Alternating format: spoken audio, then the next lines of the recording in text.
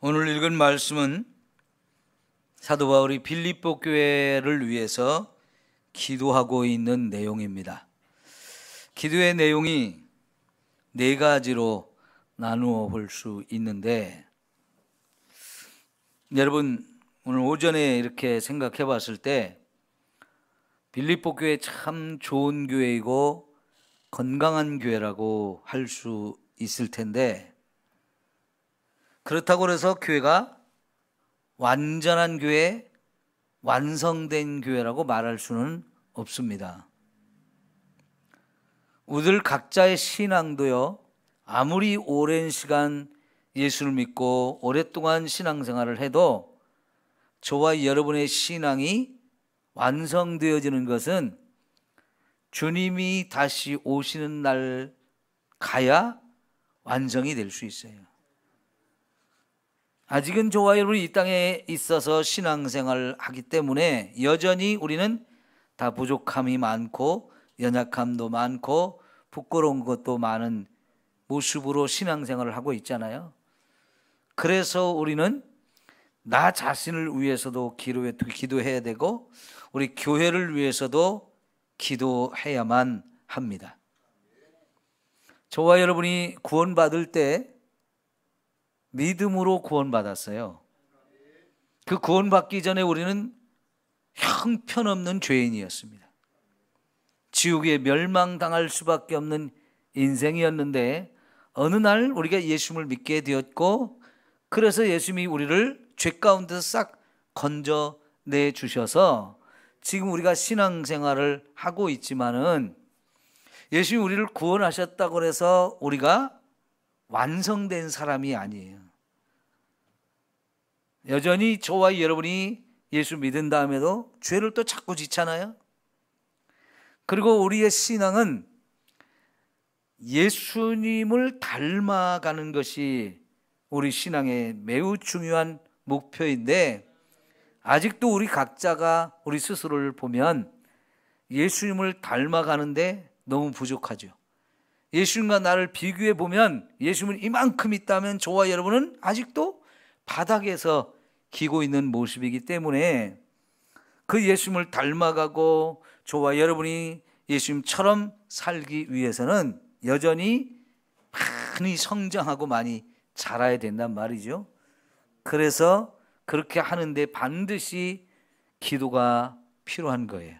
그래서 이제 사도 바울이 이 빌립보 교회를 위해서 기도하고 있는 것을 볼 수 있는데, 오늘 이 기도를 잘 살펴보면서 저와 여러분이 교회를 위해서 무슨 기도를 할까, 또 우리들 각자를 위해서 무슨 기도를 할까, 이 기도하는 제목, 우리가 기도해야 할 제목들을 함께 깨닫고 이렇게 기도를 하면 좋겠는데요. 여러분, 오전에 예수님을 사랑하는 구체적인 방법이 교회를 사랑하는 거라고 그랬죠. 그러니까 교회를 사랑하면 저와 여러분 교회를 위해서 기도해야 합니다. 네. 그 교회를 위해서 무슨 기도를 해야 될지를 사도 바울을 통해서 함께 좀 배웠으면 좋겠는데, 자, 9절을 같이 한번 읽어봅니다. 시작. 내가 기도하노라 너희 사랑을 지식과 모든 총명으로 점점 더 풍성하게 하사. 이게 첫 번째 사도 바울이 빌립보 교회를 위해서 기도하는 내용인데요. 여러분, 오전에 우리가 생각해 봤을 때 이 빌립보 교회가 사랑이 많은 교회였죠. 특별히 목회자인 그 교회를 개척했었고 또 다른 데로 선교하러 나간 이 사도 바울을 정말로 그들이 최선을 다해서 섬기는 이 모습, 이거는 분명히 사랑이 많은 교회라는 증거인데, 그렇게 사랑이 많은 교회인데 우선 사도 바울이 첫 번째 기도하는 내용이 너희 사랑에다가 지식과 모든 총명을 더 풍성하게 했으면 좋겠다. 사랑이 많은 교회예요. 사랑을 정말 잘하고 있는 교회예요. 그런 교회에 이 사랑을 하되 그 사랑에다가 지식도 더하고 총명함도 더했으면 좋겠다라고 표현하고 있는 거거든요. 자, 여러분, 우리 고린도전서 13장을 무슨 장이라고 해요? 사랑장이라고 하죠. 거기 보면 여러 가지 사랑에 대한 이야기를 하면서 이런 표현을 하고 있어요. 사람의 방언과 천사의 말을 할지라도 사랑이 없으면 소리나는 구리와 울리는 꽹과리와 같다라는 표현을 해요. 그러니까 이게 뭔 얘기입니까?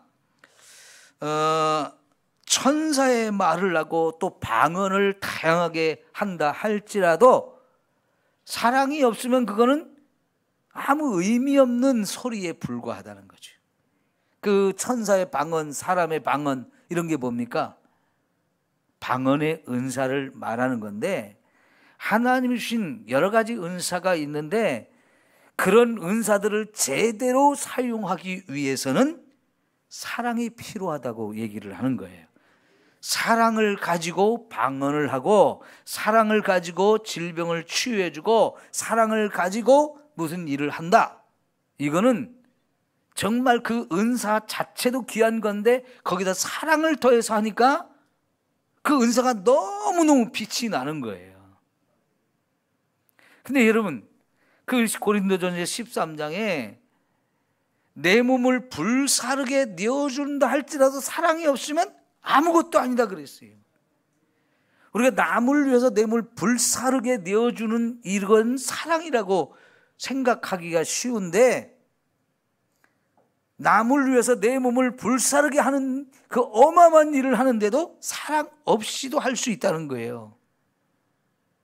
근데 거기에 진짜 사랑으로 그 일을 하면 그게 최고 아름다운 모습이 되어질 수 있는 거거든요. 그런데 이렇게 좋은 사랑이라는 것도 거기에 지식도 필요하고 총명도 필요하다라고 이렇게 얘기를 하는 거거든요.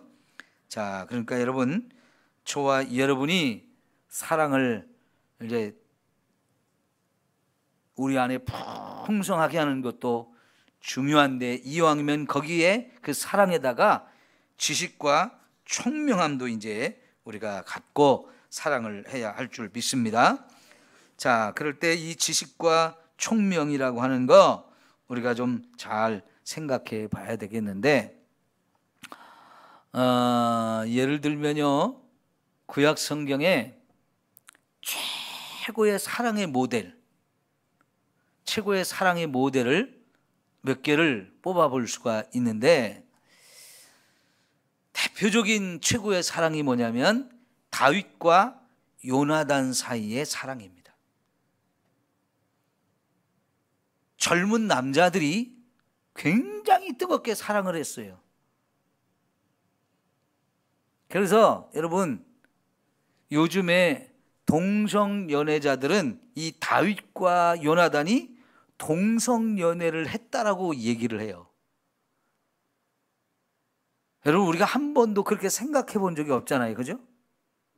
근데 동성연애자들의 눈으로 보면 다윗과 요나단이 사랑하는 그 사랑은 서로 동성연애를 했다라고 이렇게 보는데, 얼마나 이게 눈이 삐뚤어지면 그렇게 보겠어요.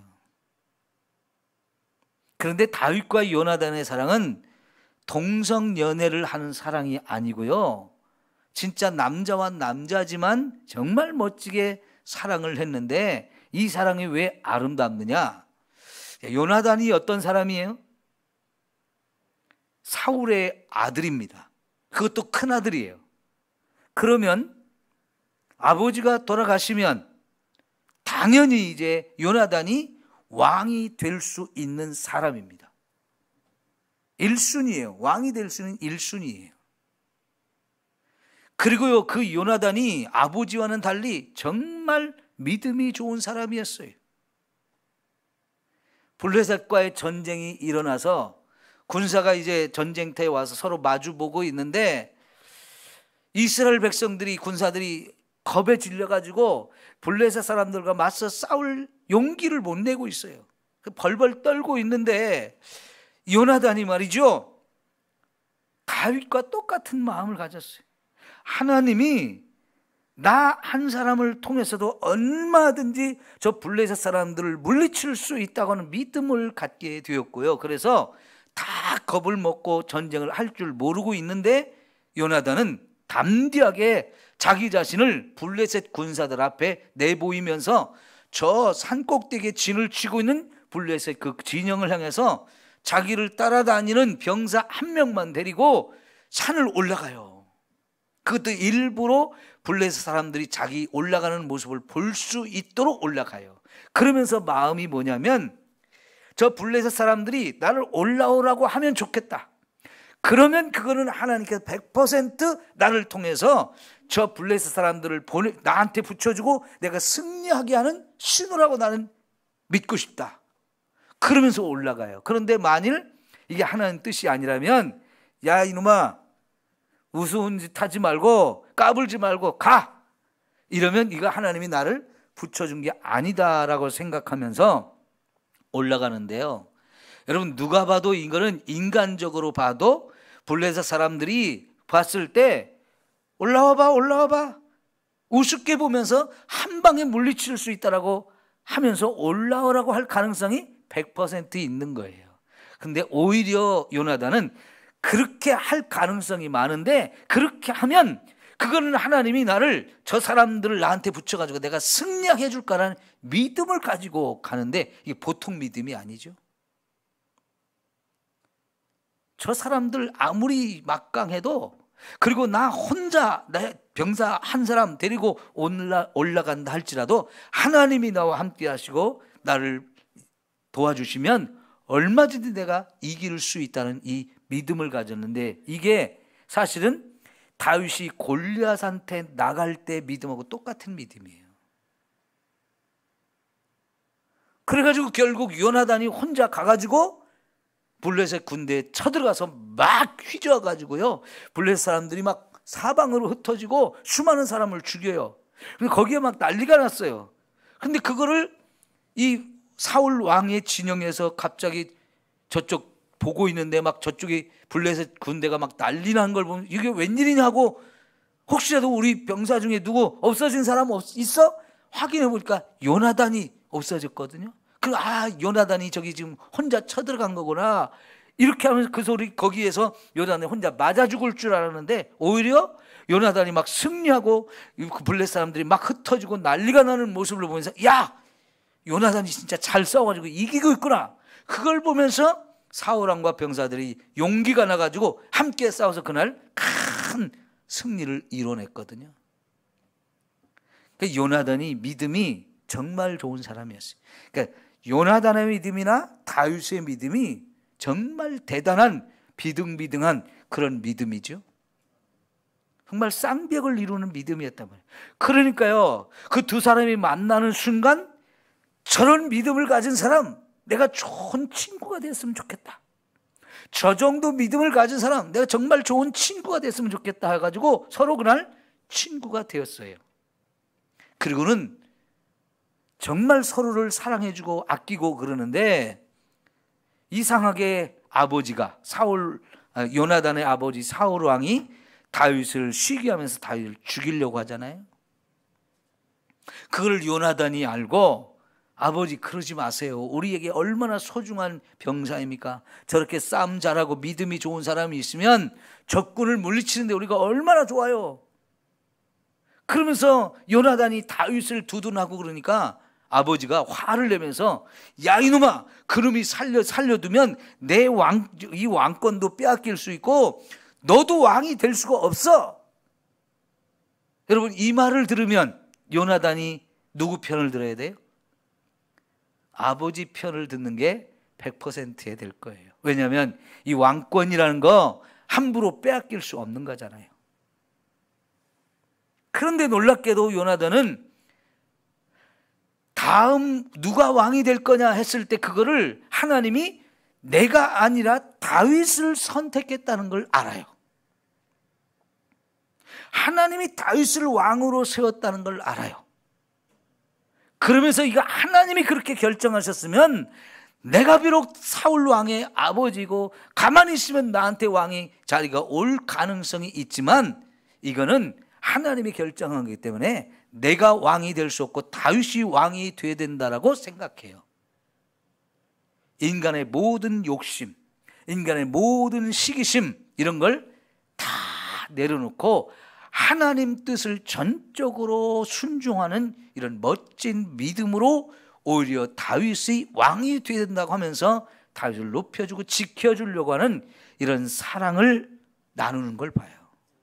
그래서 여러분 구약 성경에서 최고의 사랑이라고 표현할 수 있는 거예요.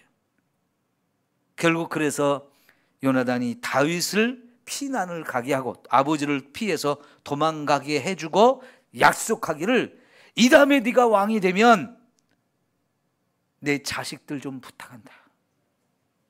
내 자식들 좀 꼭 지켜줘라. 이렇게 부탁을 하잖아요. 그러니까 다윗도 알았다고 약속을 했고요. 나중에 진짜 다윗이 왕이 되고 사울과 사울 왕의 세 아들이 다 전쟁터 죽고 그랬을 때 여러분 요나단의 자식들이 있었는데 다 죽고요. 한 사람 남았거든요. 도망가다가 유모가 놓쳐가지고 어린아이가 뚝 떨어지면서 다리가 장애를 입게 돼가지고 평생 안진뱅이로 살아야 되는 무비보셋이라는 이 아들이 있었는데 그 아들을 찾아가지고 다윗이 자기 아들로 삼고 왕궁에서 함께 밥을 먹으면서 그렇게 잘 살 수 있도록 도와주죠. 이거는 진짜 왕권을 놓고 세상은 끊임없이 싸웁니다. 그 왕권을 빼앗기 위해서 반란을 일으키기도 합니다. 반란을 일으킨 사람들은 역적이라고 하면서 막 죽이는 게 피비린내 나게 죽이는 게 무지막지한 이 왕권을 놓고 싸우는 세상인데 여러분 어쩌면 요나단과 다윗은 그 왕권에 대한 욕심을 부리고 그 왕권을 내가 취하리라는 이런 마음 없이 하나님의 뜻이 뭐냐 그 하나님 뜻대로 되어야 한다면서 정말 그 하나님의 뜻을 인정하고 그것을 서로 위해서 그 뜻을 위해서 인간의 모든 욕심을 내려놓고 진실되게 사랑하는 그 모습, 야 이건 누가 봐도 최고의 사랑이에요. 그런데 여러분 룻기에 보면 이 최고의 사랑이 두 가지가 또 나오는데요. 시어머니 나오미와 며느리 룻 사이에 최고의 사랑의 모습이 나와요. 둘 다 과부가 됐죠. 시어머니의 남편인 시아버지도 돌아가시고 며느리의 남편인 이 룻의 남편도 죽었어요. 그 뒤반에 여자들만 남았는데 이 룻이라고 하는 여인은 이방 여인이었단 말이죠. 모압 땅의 여인인데 나오미가 이제 이스라엘 땅으로 돌아가려고 하면서 너희들 며느리들 나 이제 자식도 없고 너희들도 소망이 없으니까 그냥 친정집으로 돌아가 다시 재혼을 하라고 보내주는데 큰 며느리는 그냥 갔지만 작은 며느리인 룻이 어머니를 따르겠다고 하죠. 어머니를 따라갈 때 무슨 소망이 있나요? 지금 어머니가 가서 재혼해가지고 자식을 낳는다고 해도 그 낳은 자식을 내 남편으로 삼는다는 것도 불가능한 일이에요. 그리고 어머니 따라가서 내가 함께 산다는 것은 이제 재산을 다 팔고 왔기 때문에 가난하게 살 수밖에 없어요. 그러면 자기가 일해서 어머니를 모셔야 되는데 이건 누가 봐도 인간적으로 너무 고생할 수밖에 없고 소망도 없는 삶이에요. 그런데 왜 이 룻이 어머니를 따라가겠다고 합니까? 어머니의 하나님이 나의 하나님이 되어줘야 됩니다. 이것 때문에 나는 어머니를 떠나지 않고 어머니와 함께 어머니의 고국으로 가서 어머니가 섬기는 하나님 나도 섬기고 싶습니다. 믿음을 가지고 이렇게 와요.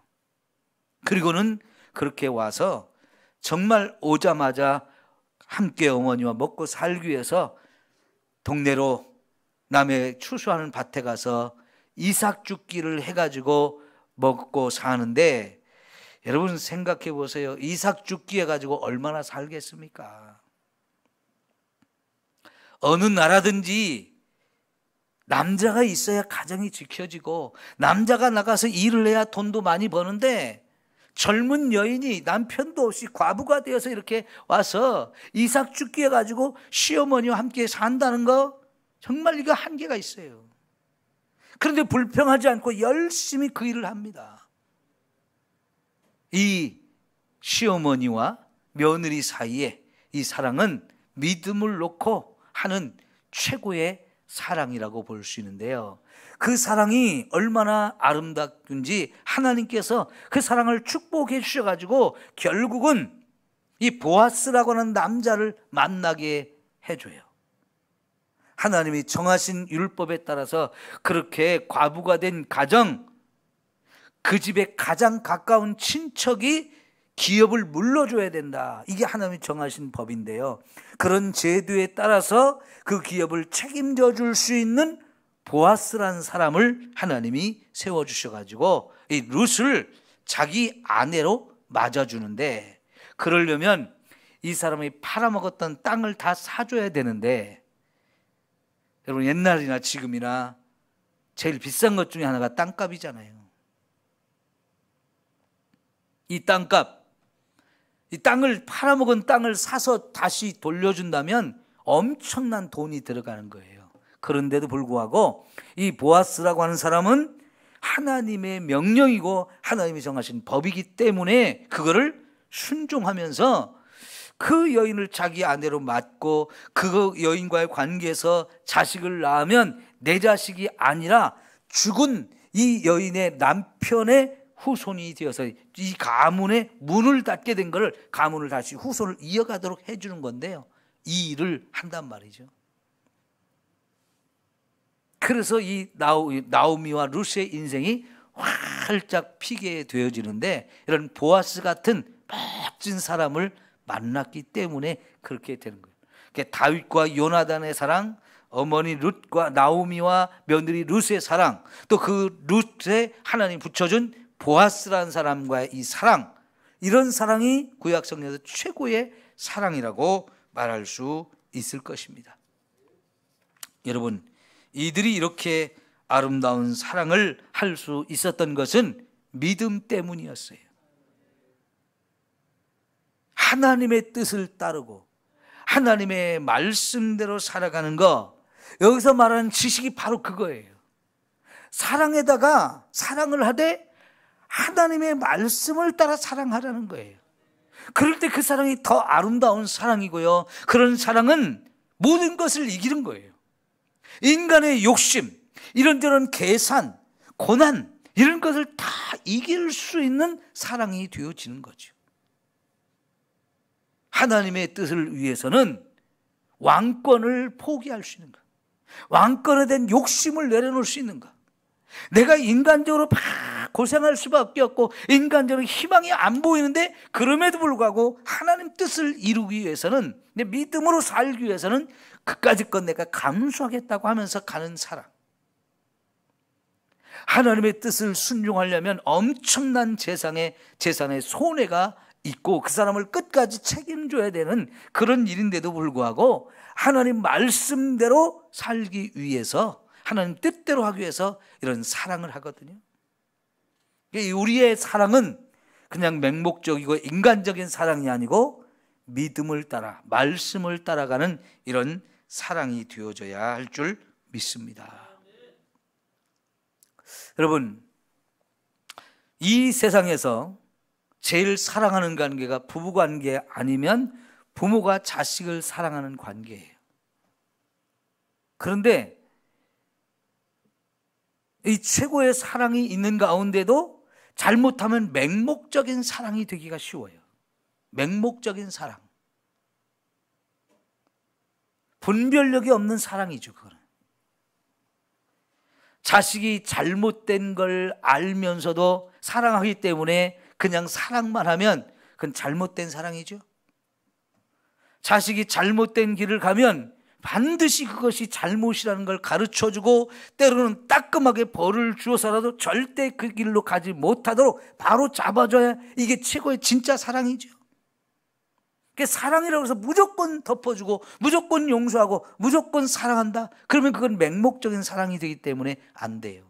그래서 말씀을 따라 지식을 따라 사랑하는 게 필요하다는 거죠.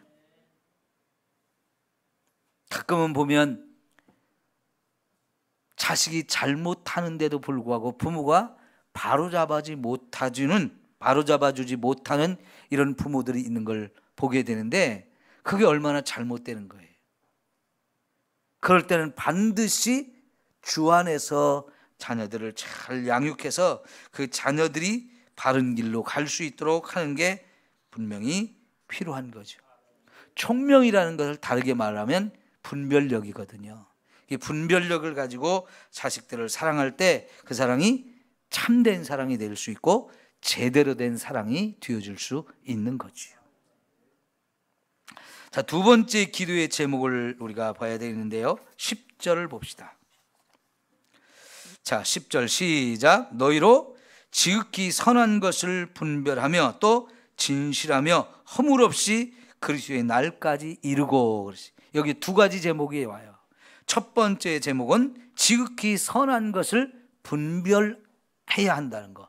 세 번째 기도 제목은 진실하고 허물이 없이 그리스도의 날까지 이르러야 한다 하는 거거든요. 자, 여기 선한 것을 분별하는 것이 필요하다. 왜 선한 것을 분별해야 됩니까? 저와 여러분이 세상을 살면서 거룩해져야 하기 때문에 그래요. 믿음을 가지고 사는 저와 여러분에게는 이 거룩함이 너무너무 중요하단 말이죠.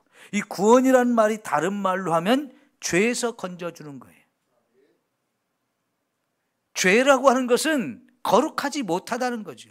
근데 그 죄의 가운데서 우리를 구원하셨다는 것은 죄를 씻어주고 이제 씻어준 그 죄, 이 깨끗함을 가지고 계속해서 깨끗한 삶을 살아가야 돼요. 그걸 다른 말로 하면 거룩이라고 말하고 또 다른 말로 하면 성결 혹은 성화라는 말로 표현을 할 수 있는 거거든요.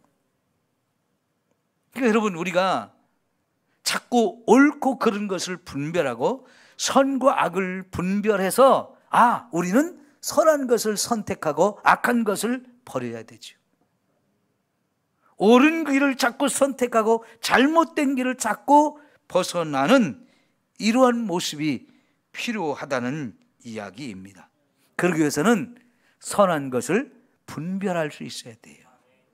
우리 신앙생활하는 사람들이 항상 선택을 잘해야 되잖아요. 그리고 항상 우리는 선택을 하면서 살아야 돼요. 그럴 때마다 무엇을 선택해야 됩니까? 옳고 그른 것을 분별해서 옳은 것을 선택하고 선과 악을 구별해서 선한 것을 선택해야 결국은 저와 여러분이 거룩한 삶을 계속 살아갈 수가 있는 거잖아요. 이런 분별력, 선한 것을 분별하는 능력이 저와 여러분에게 필요한데, 무엇이 우리 삶의 기준이에요? 역시 하나님의 말씀이 우리 삶의 기준이에요. 그러니까 사랑을 할 때도 지식을 따라 해야 된다고 그랬을 때도 말씀이 필요한 거고요. 우리가 선한 것을 분별하며 살아야 된다 할 때도 역시 말씀을 기준으로 삼고 그 기준으로 평가를 해서 이것이 옳은가 그른가, 이것이 선한가 악한가, 이거를 말씀으로 분별해서 그 말씀을 따라 가는 거지요. 여러분, 금이라고 다 금은 아니잖아요. 24K가 있고 18K가 있고 그러죠. 그게 다 뭡니까? 순도를 따지는 거잖아요. 순도. 거기다 진짜 순금도 있어요. 그러죠? 이게 24K인지 18K인지 순금인지 이거를 테스트하는 거, 반드시 테스트를 합니다. 그래야 이게 얼마짜리 값이 나가는지를 이렇게 분별하잖아요. 그런 분별하는 거, 그게 이제 테스트인데, 저와 여러분이 선한 것을 잘 분별해서 저와 여러분 오직 말씀을 따라 살아가는 이런 삶을 살아야 되는데, 사도 바울은 빌립보 교회 성도들이 이러한 선택을 잘하고 분별을 잘해서 선한 것을 따라가는 거룩한 삶을 살기를 위해서 기도했어요. 여러분, 이런 거는 저와 여러분 각자도 기도 제목으로 삼아야 되고, 우리 교회를 위해서도 함께 이런 기도를 해야 돼요. 여러분, 우리가 당회를 한다거나 재직회를 할 때 뭐 안건이 나오지요? 그럼 그걸 가지고 의논을 하고 뭔가 결정을 해야 돼요. 그럴 때 여러분, 믿음이 없는 교회는 기준이 뭐냐? 돈이 있느냐 없느냐, 사람이 있느냐 없느냐, 우리에게 능력이 있느냐 없느냐, 이런 걸 가지고 기준을 잡아서 선택을 결정을 할 때가 많아요. 그건 믿음이 없는 사람들의 모습이에요. 그런데 여러분, 믿음을 가진 사람들은 그런 걸 결정할 때 뭐가 기준이 돼야 돼요? 돈이 기준이 돼서는 안 돼요. 우리가 그것을 할 수 있느냐 없느냐, 그걸 가지고 기준으로 삼아서도 안 되고요. 사람이 있느냐 없느냐, 이걸로 기준을 삼아서는 안 돼요. 뭐가 기준이 돼야 돼요? 이게 하나님이 기뻐하시는 일인가, 기뻐하지 않는 일인가, 이게 하나님의 뜻인가 아닌가, 이것이 언제나 결정의 기준이 돼야 되죠.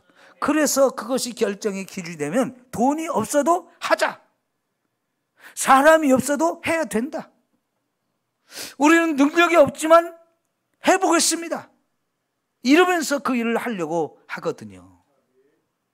너무나 큰 차이죠. 그죠?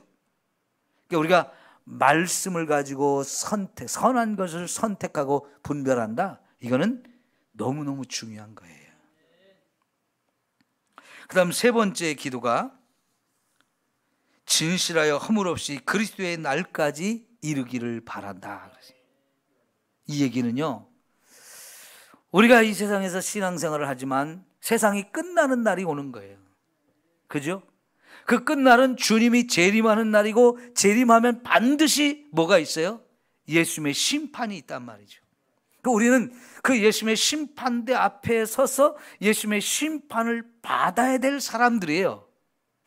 근데 그때 심판을 할 때 저와 여러분이 허물이 없어야 된다, 흠이 없어야 된다, 이게 저와 여러분이 정말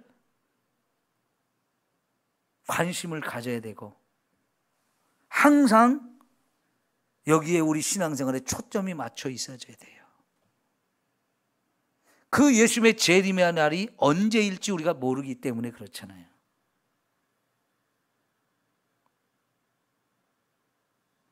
여러분, 우리가 내 가족 중에 지금 돌아가실 것 같다, 누가 돌아가실 것 같다 그러면 제일 먼저 해야 되는 일이 뭐냐면 깨끗하게 목욕을 시키고 옷을 싹 갈아입혀 주는 거. 그걸 굉장히 중요하게 생각하죠. 그죠? 병석에 누워서 막 고통을 받으며 죽어가던 사람도요, 희한하게 죽기 전에 정신이 좀 돌아와가지고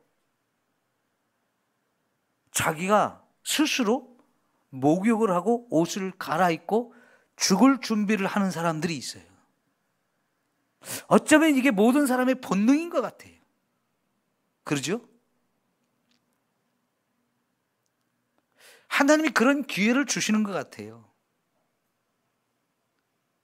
죽기 전에 자기가 자기의 몸을 싹 씻고 옷도 잘 깨끗한 옷으로 갈아입고 그러면서 죽음을 맞이한다는 거, 이게 모든 사람의 마음속에 다 그러고 싶은 마음이 있는 것 같아요. 진짜 그렇게 해야죠. 그죠? 왜 그렇게 하려고 할까요? 죽고 나면 하나님 앞에 선다는 생각이 있는 것 같아요. 모든 사람이, 하나님을 안 믿는 사람도 죽을 때는 다 그런 마음을 갖는 것 같아요. 그러니까 부끄럽지 않은 모습으로 가고 싶은 마음이 있는데, 감사하게도 여러분, 예수님을 믿는 저와 여러분은 내가 아무리 죄를 지었어도 예수님의 보혈로 한순간에 다 씻을 수 있는 이 놀라운 은혜가 우리에게 주어져 있어요. 그 얼마나 감사한 일입니까? 평생 죄만 짓고 살았어도 그 죽기 전에 예수님을 영접하고 예수님 나 좀 불쌍히 여겨주세요. 내 죄를 용서해 주세요. 그러면 한순간에 예수님의 보혈로 우리의 모든 죄를 다 씻어주실 수 있으니 이 얼마나 감사한 일이에요. 근데 그런 은혜를 여러분 우리가 이미 예전에 힘입었잖아요. 그리고 예전에 힘입은 저와 여러분이 남아있는 이 세상을 살 때 하나님은 말씀을 주시면서 이 말씀대로 거룩하게 살아라 라고 우리에게 놀라운 은혜를 주셨어요. 그 말씀대로 살면 저와 여러분의 삶은 흠도 없고 또 여기 허물이 없는 모습으로 주 앞에 설 수 있거든요. 우리는 죽기 전까지 주님이 다시 오실 때까지 끊임없이 말씀을 따라 사는 훈련을 해서 정말 우리 주님이 언제 오신다 해도 그 앞에 허물이 없는 모습으로 서야 합니다. 이것이 정말 이 땅에서 신앙생활하는 저와 여러분의 너무너무 중요한 목표예요. 매일매일 그래서 예수님과 동행하고 말씀 따라 살고 신실되게 이렇게 거룩함을 추구하는 이 삶이 우리 모두에게 너무너무 중요한 삶이죠. 사도 바울이 이것을 위해서 빌립보 교회 성도들을 위해서 기도하는데, 왜냐하면 사도 바울도 신앙생활을 해보니까 이게 제일 어렵거든요. 로마서 7장에서 제일 고민했던 거 사도 바울이 나 정말 너무너무 속상하다. 오호라 나는 권고한 자다라고 막 탄식했던 게, 난 마음으로는 하나님 말씀대로 살아서 죄 안 짓고 살고 싶은데 살아보면 그게 안 되고 또 죄를 졌단 말이에요. 그런 자기 자신을 보면서 사도 바울도 너무 힘들어했단 말이죠. 그런데 빌립보 교회 성도들도 마찬가지고 오늘 저와 여러분도 그런 고민에 마찬가지잖아요. 이 문제를 놓고 우리는 끊임없이 기도를 해야 돼요. 하나님, 내가 열심히 말씀대로 살려고 노력은 했는데 또 죄 짓고 말았어요. 또 죄를 지었네요. 이런 연약함, 이런 부족함을 놓고 하나님 앞에 끊임없이 기도해야 되고, 그러면서 또 하나님, 나 좀 제발 좀 죄 좀 안 짓고 살게 해주세요. 말씀에 순종하며 살고 싶습니다. 난 힘이 부족하니까 성령을 보내주셔서 저 좀 지켜주세요. 내가 말씀대로 살 수 있는 은혜와 능력을 주세요. 이렇게 끊임없이 기도할 수밖에 없잖아요. 서로를 위해서 우리 그렇게 기도해 줘야 합니다. 마지막으로는요, 예수 그리스도로 말미암아 의의 열매가 가득하여 하나님의 영광과 찬송이 되기를 원하노라. 우리가 주님 앞에 갈 때 열매를 좀 많이 맺으라는 거예요. 여러분, 성경 여기저기서 사람은 열매로 안다고 그랬죠. 그 사람이 무슨 열매를 맺는가를 보면 그 사람이 무슨 나무인지를 알 수 있다고 그랬어요. 우리가 주님 앞에 갈 때 열매를 좀 주렁주렁 맺어갖고 가야 되는데, 그러면 그게 뭐냐? 주님의 칭찬과 상급을 받을 수 있는 거란 얘기죠. 우리가 주님 앞에 너 정말 신앙생활 열심히 잘했어, 그것도 인정받아야 되지만은, 내가 정말 주님 앞에 하나님, 내가 믿음을 가지고 이렇게 열매를 많이 맺었어요, 얼마나 주님 앞에 자랑스러운 거예요. 우리가 맺어야 할 열매가 뭐예요? 전도의 열매. 예? 열심히 전도해서 예수 안 믿는 사람들을 구원하면 그게 정말 주님 앞에 가지고 갈 수 있는 최고의 열매가 아니겠어요?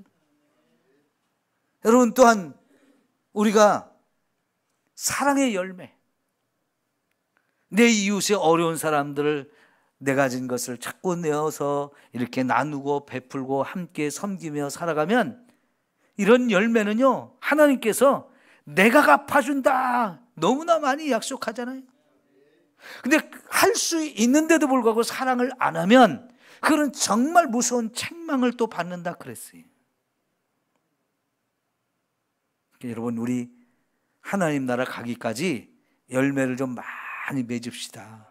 그래야 주님이 저와 여러분을 보면서 정말로 잘했다라고 칭찬도 할 것이고 우리 상도 많이 받을 거라고 했어요. 달란트 비유에서 하나님이 저와 여러분에게 많은 걸 맡겨주었는데 그걸 감당하지 못하면 그것도 책망받는 일이라고 했지만은, 그러나 맡겨준 일에 정말 최선을 다하고 헌신하고 충성하면 정말 주님이 저와 여러분에게 칭찬하면서 많은 상급을 주신다라고 약속했어요. 이왕의 신앙생활을 해서 천국 갔을 때 우리 상을 많이 받아야 되잖아요. 그래서 사도 바울이 여러분은 나의 면류관입니다라는 얘기를 그래서 한 거예요. 하나님 앞에 갔을 때 정말 하나님, 내가 이 사람들 나의 면류관 같은 사람 아닙니까? 그래서 열심히 목회를 하는 거고요. 그들을 위해서라면 내 생명까지도 내가 다 드릴 수 있습니다 하면서 막 열심히 신앙생활하고 헌신하고 충성하는 거 아니겠어요? 우리들 각자에게도 이런 열매를 많이 맺고 주님 앞에 이렇게 상 받을 수 있는 저와 여러분 됩시다. 기도합시다.